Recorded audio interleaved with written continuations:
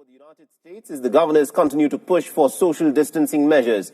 Now, the protests come even as the United States remains the worst affected nation, with more than 47,000 deaths having been recorded so far due to COVID-19.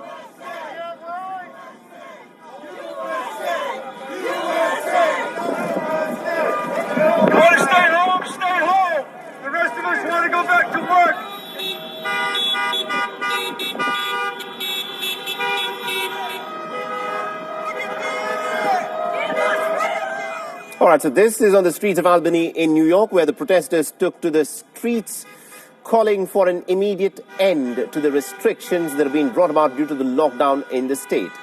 Remember, New York remains the epicenter of the COVID-19 outbreak in the United States and has borne the brunt of the pandemic, with more than 20,000 deaths having been recorded so far. And not just the state of New York, there are also several protests in the state of Virginia as well. Echoing President Trump's statement, anti-quarantine demonstrators are even calling on the government to liberate Virginia.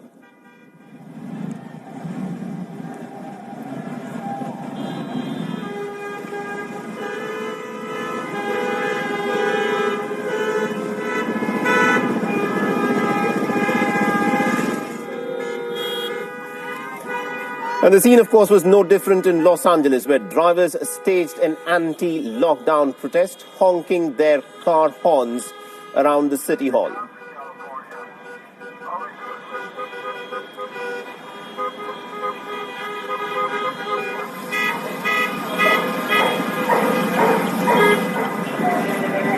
The many Republican lawmakers in several states have also supported these protesters. The governors of these states are even considering to reopen certain businesses pretty soon. People all over the world get sicker because of that.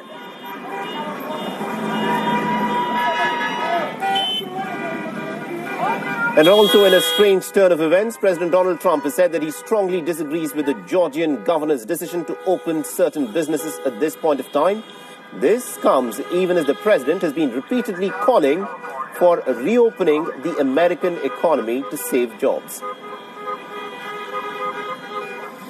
I told the governor of Georgia, Brian Kemp, that I disagree strongly with his decision to open certain facilities which are in violation of the Phase 1 guidelines for the incredible people of Georgia. They're incredible people. I love those people. They're great.